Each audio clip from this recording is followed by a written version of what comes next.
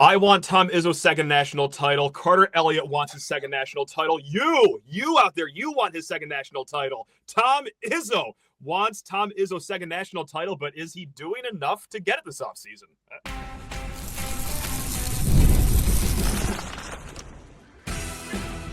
You are Locked On Spartans, your daily podcast on the Michigan State Spartans, part of the Locked On Podcast Network, your team every day.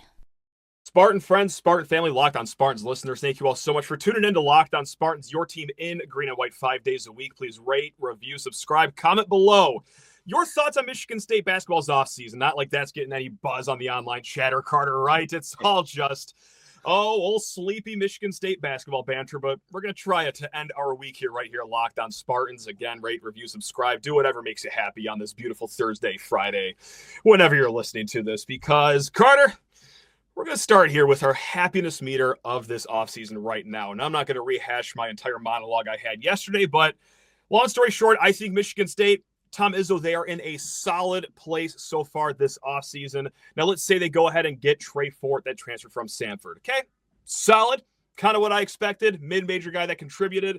Plug in and play. He's your starting two guy. You already got Caleb Glenn. And also, I wanted to highlight, you did retain Fears. You did retain Jackson Kohler. You did retain Cohen Carr.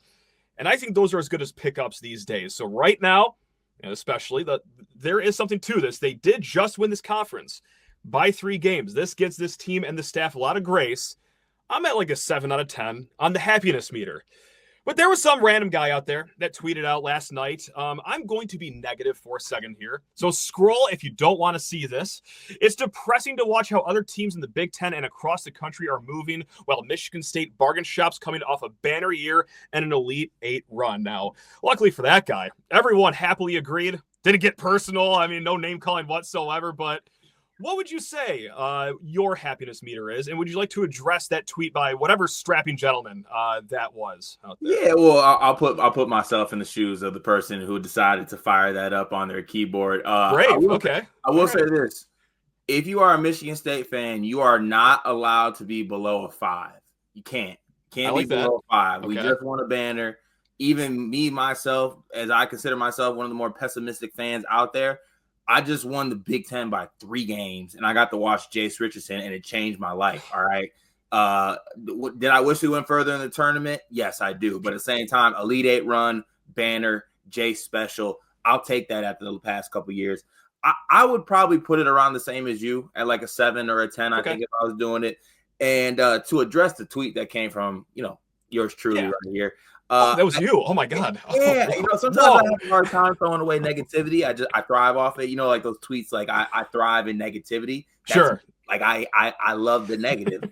And it just came from a place where, Michigan State is this program that, banners are what defines them, right? And I would give anything to see Tom Izzo win another national championship or make another Final Four before he decides that like his time in coaching on this world is up. And I think he deserves that. And I really wanted to get that for him. And, across the country, I think you see a lot of teams within the Big Ten. You see a lot of teams just across the whole landscape of the country throwing out money to fill holes on their team. Right. And there's different ways to go about it. Right. Like I'm not here trying to prop up other schools because we saw what the Kansas States of the world did last year. Washington paid $2 million American bucks for Great Osabor, and that got them as one of the only teams left out of the Big Ten tournament. That's how bad they were. So there's certain ways to go about it, but it's the thought to me where I look at how great of a coach Tom Izzo is, and he knows exactly what he wants to make his team great. And I think that he has the ability with the funding that Michigan State has at their helm, that he can go out and get whatever player he wants that fits the roles that he needs for the holes on this team. And you know what? He's probably already doing that. He thinks he's doing that. I'm not saying he's not doing that. I just think that, you can play in different levels of pools in the portal. And when you cap yourself at a certain dollar amount, you're really not able to get a certain type of player because, you see some of the numbers that are being thrown around for these players. Yeah. It's crazy. It's truly crazy. There are guys averaging 7 points that are making more money than my whole family has ever made. Correct. Right. And like they Brock Harding from Iowa, like making like damn near $1 million. Like that's the rumor, but like, oh my god, no, and it's true. That's crazy. That's what's happening in like today's day and age. There is a player that is playing for another Big Ten school. I won't name him. He didn't even average a point last season, and he got like $600,000. Like that's what's going on right now in the portal era. So look, the tweet came from an area of frustration because I see what some of the other Big Ten schools like Purdue are doing, and that's our enemy, right? That's who we hope against. We want to repeat and win another banner next year. And they've been moving perfect, to be honest with you. They have been moving really well. They filled a lot of holes. They got some really good pieces. And you know what? I think that Michigan State is going to get to that point eventually. I think they will. There's still some time. Because there are other schools out there that are, filling in the transfer portal because they didn't have a roster going into this offseason. Like you look at Indiana, all their 4-star transfers. Okay, that's because they had no one there. They had to go out and get guys. Same with Michigan. They've lost a lot. They've had to plug in their holes. Wisconsin, you could almost say the same for them too. But Purdue is that blend of having guys already set in place, kind of like we do with Fears, Cole, or Carr. But they are going. They're getting themselves like a Clough or a Kloof. I don't know how you say his name. I'm sorry about that. But that big ogre over there that's going to be really good at rebounding and putting the ball in the hoop. So they're doing it both ways. So let's just drag religion into the show, Carter. Why not? Let's get nuts on a Friday. Are we like breaking one of the commandments here? I forgot which one it is, but it goes something like, thou shalt not covet thy neighbor's roster and transfer portal activity, whatever it is. Like if Purdue was in the Big East, for example, if Wisconsin was for some reason in the ACC, are we a little happier, or is it the fact that our neighbors are also doing this right now in the transfer portal, and maybe that's why there's somewhat of as sour of a taste in our mouths that we could have coming off of a banner year for Spartan fans? Would life be better if Purdue was in a different conference, you think? I think so, especially because, before Michigan State won these past couple years, it was Purdue that was winning Big Ten banners, right? And with all due respect, I'm like, Coach Painter is one of the better coaches in college basketball, but those should be Tom Izzo's banners, man. The Big Ten Conference is Tom Izzo, and I thought he rightfully last year took back what was his. Yeah. And I want to see him continue that. And, he sees what the team looks like when you have a special talent like Jace Richardson at the helm. And I'm not saying that you're going to get another Jase. Like, that was good on him on getting Jase in the fold and helping Jase develop to what he was. But, I look at some of the other players across the country and I'm thinking, man, I would love to see that guy, if he had an interest in Michigan State, like playing for a school like Michigan State. Because I think it holds some weight, man. Like the logo means something. Playing for Tom Izzo means something to people. So you combine playing for Tom Izzo, maybe an extra 0, carry the 2 here or there, maybe it works out and they come and play some great basketball, do some things for the team. But I think one of the great things about Izzo is I have to tell myself this all the time. Like, he wins his own way and operates his own way. Yeah. And that's what makes him great. And I'm going to just yell into the void and be frustrated with it. But at the end of the day, I know he's going to do it his way. Did you know your Fire TV is also an Xbox? My goodness gracious. Turn any TV into your gaming and entertainment hub with Fire TV Stick 4K devices. No console required. Just grab your paired controller, subscribe or sign into Xbox Game Pass Ultimate with EA Play included, and you are ready to play. Dive into hundreds of premium titles from EA Sports College Football 25 to Call of Duty Black Ops 6 and Avowed, and as easily as you stream your favorite shows, well, you can just game it up. It's gaming made simple, and it's all on your Fire TV. Now with 4K streaming, you can watch more than 1.5 million movies and TV episodes from your favorite subscribed services like Netflix, Prime Video, Disney Plus, Max, and so much more. And play high-quality Xbox games at a fraction of the cost of a console. Already have a console? Well, a Fire TV Stick 4K device is more than affordable and easier to travel with, allowing you to take you on the road with the games that you enjoy. Head to Amazon.com/Fire TV Locked On to get started. Xbox Game Pass Ultimate subscription and compatible controller required. Available on select devices, including Fire TV Stick 4K 2nd Gen, Fire TV Stick 4K Max 1st and 2nd Gen, and Fire TV Cube 3rd generation. He is, and one of these guys that could fit the mold, maybe has, I don't know. We're going to talk about Trey Fort right now because he's on campus. As far as I'm concerned, this is the only campus that Mr. Fort has been on. of course, like not in his whole career. It's been well storied that he's been at 9 schools in the last 9 years, if you count his high schools. But I'm talking just this transfer portal season. It could be, with a lowercase I, an inevitability that he does come here. Let me knock on wood for that. But go ahead, give me your quick take on Trey Fort. The fine folks of Locked On Spartans, they've heard my take. I think it's a solid pickup. I think it's always going to be what Michigan State was going to target, just like we talked about. They were never going to spend for these top 20, top 30 kids. It was always going to be a guy, solid role in mid-major, older, experienced, fits a certain body type, just like 6'4" Trey Fort, who scored 14 points a game at Samford on 38% shooting from 3.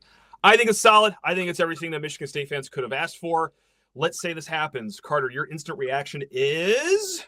I'm adding a 38% three-point shooter on high volumes to a basketball team that didn't find their way outside of the 300s and shooting from three-point range. Yep. So that's my very first reaction. I'm never gonna get too upset at adding a guy that I think can shoot the basketball when we don't really have much shooting. Our best shooter last year, Jace Richardson, is not here anymore. No. Alman was another good shooter, not here anymore. Jay Nakins, other good shooter, also not here anymore. So you need to get guys that can come in and knock down shots. And of course you have guys that can step up like Tang and things like that. And I'll touch on that because I think that's what would make the Trey Fort ad really good for me, is because I see Trey Fort at this level in the Big Ten as, I think, to get the most out of him, it would be him being okay, Trey, it's Trey time.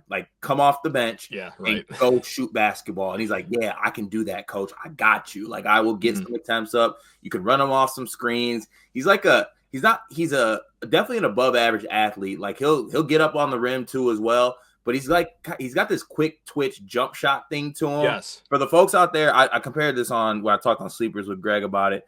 For anyone who watched Malik Newman in high school, he's not Malik Newman. Malik Newman was a McDonald's All-American, but they got the same jumper / shot selection kind of game. So it's a twitchy little jumper.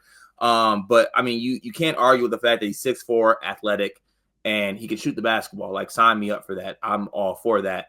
But to my next point here, this is also a sign that the staff and Coach Izzo believes in Tang, in my opinion. Okay, I like this. They are going and getting a player who I think, if Trey Fort starts for this team, okay, cool. That's all good and well. The best case scenario is Tang is the starter because he's that good. And I do believe in Tang. And I think that having Trey Holloman and Jase step up the way they did last season kind of hindered his ability to get on the floor more than I thought he should.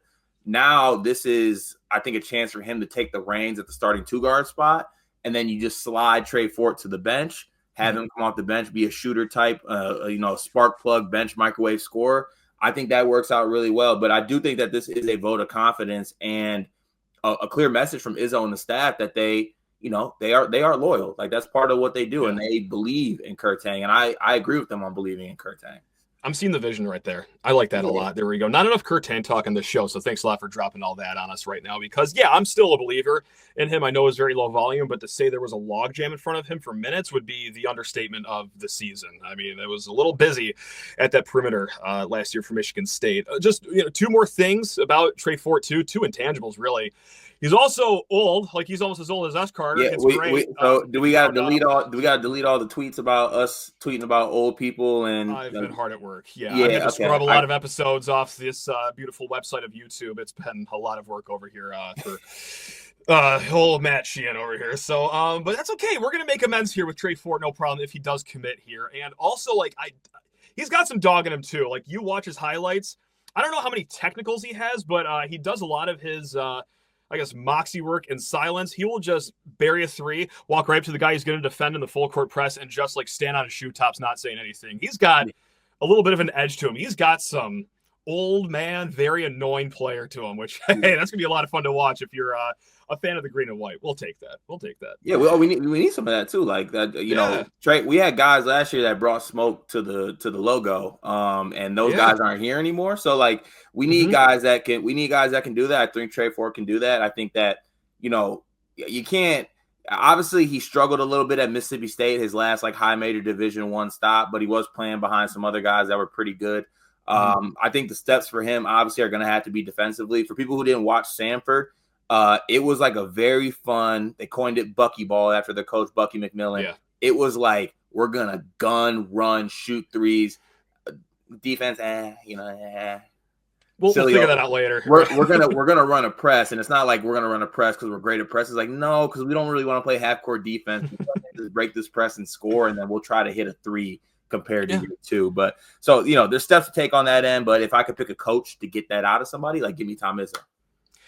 If we press and they score earlier, that just means we get the ball back quicker. Right, like it's a net positive in the very end. No, I appreciate that style of basketball. Look, let's just step into this world that I think I called like a 1.7% chance yesterday, and we're going to go off the quotes from Tom Izzo at his press conference on Wednesday here. In regards to Jace Richardson, he said, quote, "I don't know if he's closed any door."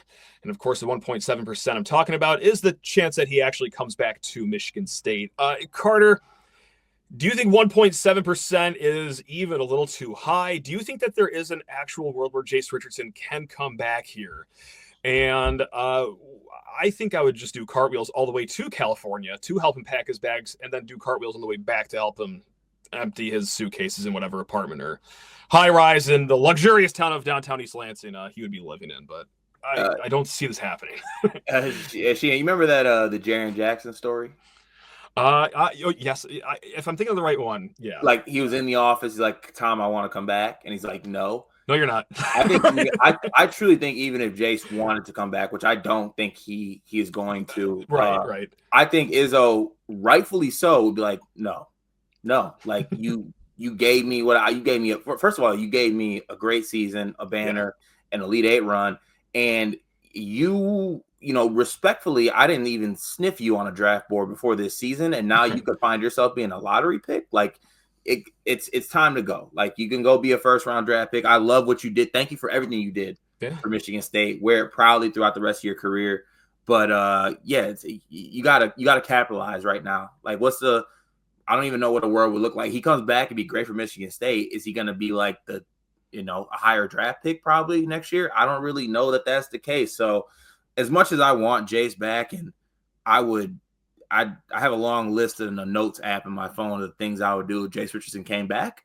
I just can they be read here or no? Like this is a family show. I do want to remind you. I've been on Locked On enough to know that the note shouldn't come out in the world. Good call. So I'm gonna go ahead and leave it. Savvy. All right, that's good heads up thinking. The only way that he could possibly raise his draft stock, and I don't really know how this giant machine works on campus, but we have that thing called the cyclotron. If you could jam him in there and spin him around and he comes out 3 inches taller, I think that's really the only thing that's glaring about his game.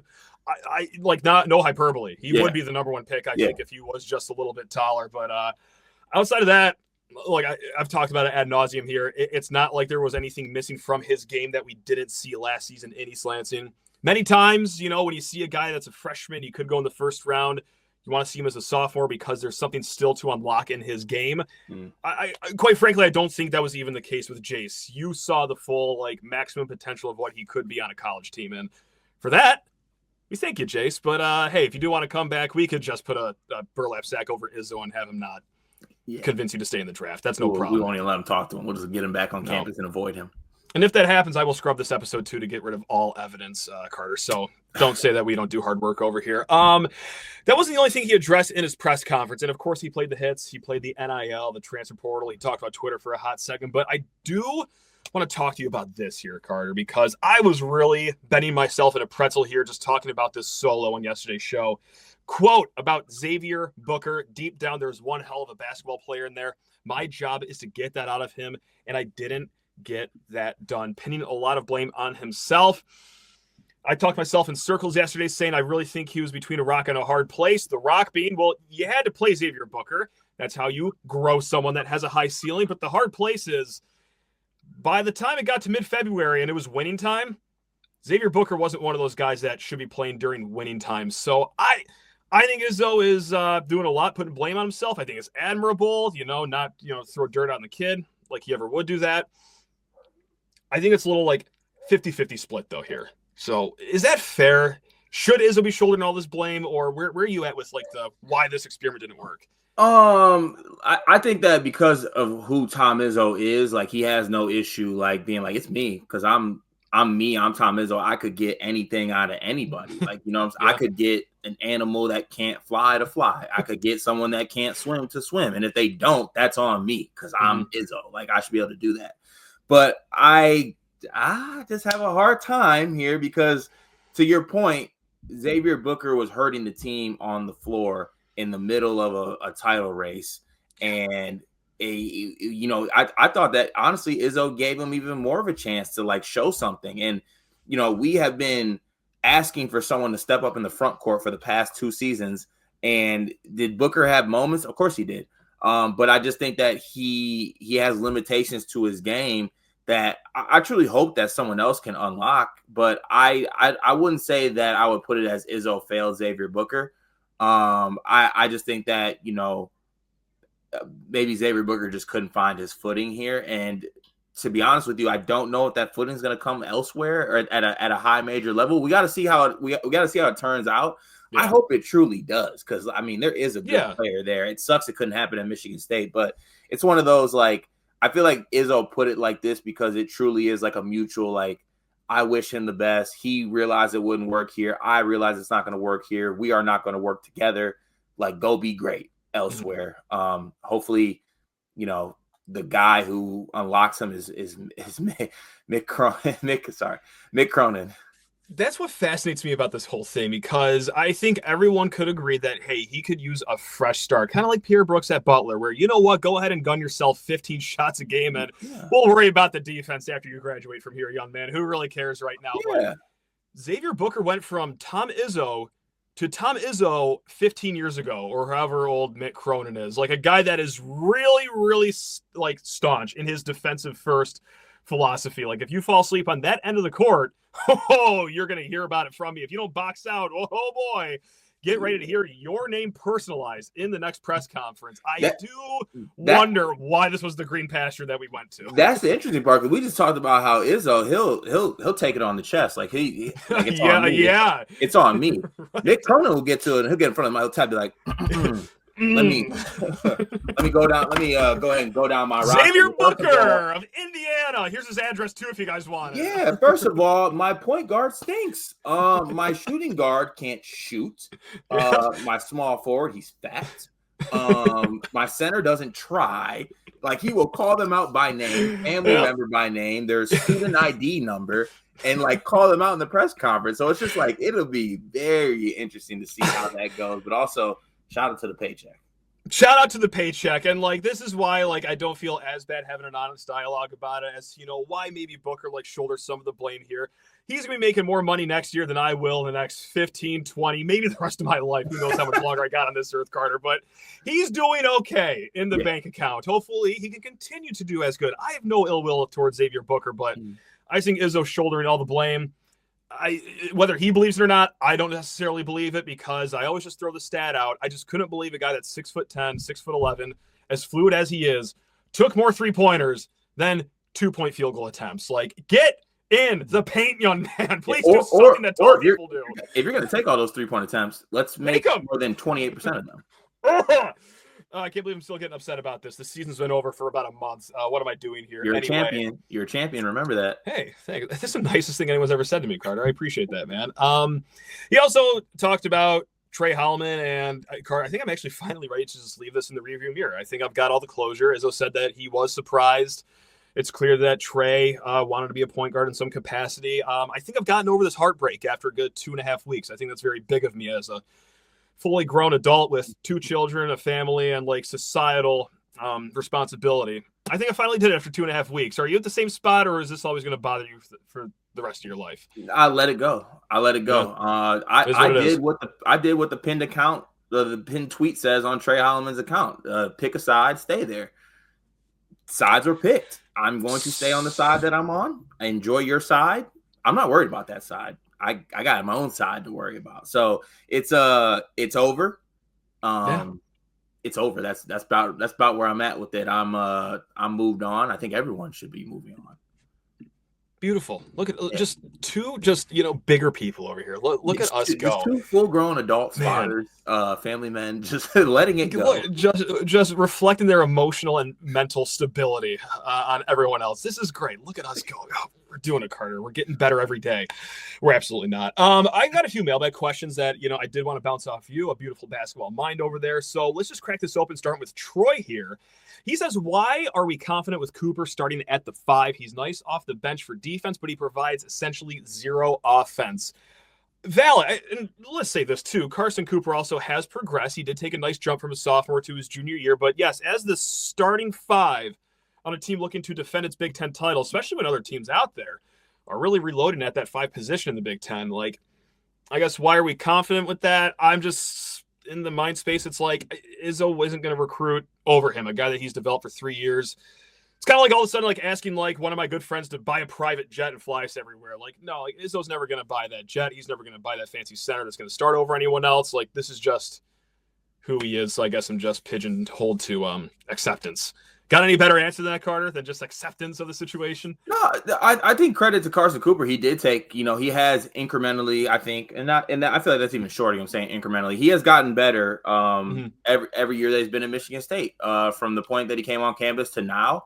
And I mean, it's hard not to look around and be like, man, Carson Cooper would look great as like that. That's my ideal backup center, program guy, gets better, comes in, does his job, doesn't need anything done for him, doesn't have any baggage with him whatsoever, well loved throughout the team. Everything about that screams like that's my great backup center.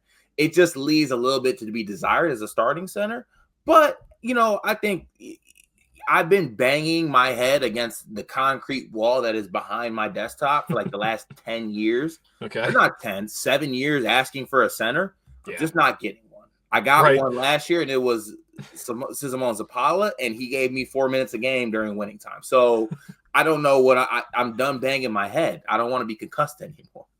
Maybe it is that too. I've just been beaten down to acceptance that like we just don't do center play here anymore. Like Carson Cooper, that's what you're going to get, and you're going to eat that up whether you like it or not. And also this team, is very malleable. They can go down to the small ball lineup. Jackson Kohler at the 5, Jesse McCulloch. He's going to project as more of a stretch 5, if that's even a thing, should he play a decent amount of minutes. So it's going to be flexibility with this lineup. So that's where I kind of net out on that. It's going to be Carson Cooper, whether you like it or not.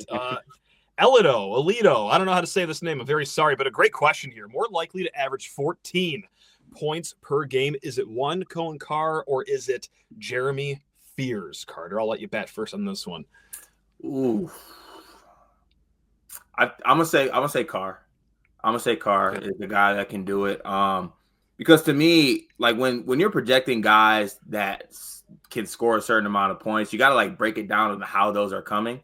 If Cohen Carr is this team's starting 3, one, I think he's gonna start. So he's your starting guy. He's going to give you 6 to 8, just I'm athlete, fast, run, dunk. It'll be great, right? Mm-hmm. Maybe another 2 to 3 points come from free throws, right? Or something like that. You do the math, he's almost a 14 right there. You give him more minutes. I think that, even in small doses last year, Cohen Carr was hitting jump shots. He was like, he hit some threes, he even hit some mid-range jumpers where I was like, whoa. And then I opened my eyes and he hit it. Yes. I think he is going to be a lot better. I think he's going to be in a bigger role. He's earned a bigger role. He took a jump last season. I think that it's now, he's going to be in the starting lineup. So, I think there is a world where, if I had to pick between the two, Cohen Carr is someone that would average 14 as compared to Jeremy Fears. I do love that explanation. I was going to go with Fears. I think I still am. And you can tell me how stupid of like a mindset this is here as to why I'm justifying this as my answer. No one in the world of college basketball was better at getting the inbounds pass, sprinting 90 feet down the court, pausing in the middle of the lane, and then just kicking it out to someone to reset the offense. If he gets a floater, Carter, that's using the big F word right there. Just harkening back to the days of Cassius Winston. If he could just drop 2 floaters a game and also show off that, hey, I can draw fouls really well package, you could see him get up to like 14 points per game, but maybe not as consistently as Cohen Carr. So just such a weak person. I think I'm swung to the Cohen Carr answer now after, pitting our 2 arguments against each other. I'm going to wave the white flag. I think I've been defeated there because I can see it from Fears though. He just has to look. It's honestly, it's not even the floater for me. It's looking at the basket. Like just do that. Sure. Right? Yeah. Shoot a layup, shoot a jumper. And, I think it's a big summer for him. We'll see how it goes. asking for a floater, it's crazy because like you'd be like, just get a floater. Yeah, floaters that are easy. so hard. Yeah, they are so hard. Like they're really Yes. hard. So like honestly, I just want them to like either lay it up or shoot a mid. Like just look at the rim and let's see where we go from there. Yeah, start small, especially against these, mid-major, low-major teams. Yeah, let's work on it. Let's get right. I do like what you had to say, like, Cohen Carr essentially will roll out of bed with 6 to 8 points per game, just like when the ball tips off to start the season. So, no, that's a good point. But, Carter, I didn't even look at the time. It's the end of the road, man. So, thank you so much. I always have a hoot and a half talking with you, man. You guys do great work over there at Sleepers Media, both you and Greg, two great friends of the program. Anything else you want to plug here before we let you go and enjoy the rest of your weekend here? No, just if anyone's looking for like who's in the portal news, like we're trying to stay up to date with that as much as we can with who's in the portal, what's going on, and just like reacting to commits across college basketball over on Sleepers Media YouTube channel. So if you guys are looking for that information, I highly recommend checking that out. And I appreciate you having me on. I love Michigan State basketball, and I love all Michigan State fans. Whether you love me or not, I love you. I'm gonna fight love with love. That's just so. We are just really flexing just how big of people we are. Oh, do it for the people, Carter. Please. Let's go. Love everybody, man. Folks, we will be back eventually sometime this weekend because we do this 5 days a week right here. Locked On Spartans. Keep it tuned, guys. Take care of yourselves this weekend. Let's mix in a water. Let's do it. Take care of yourselves. Love you all. Go Green.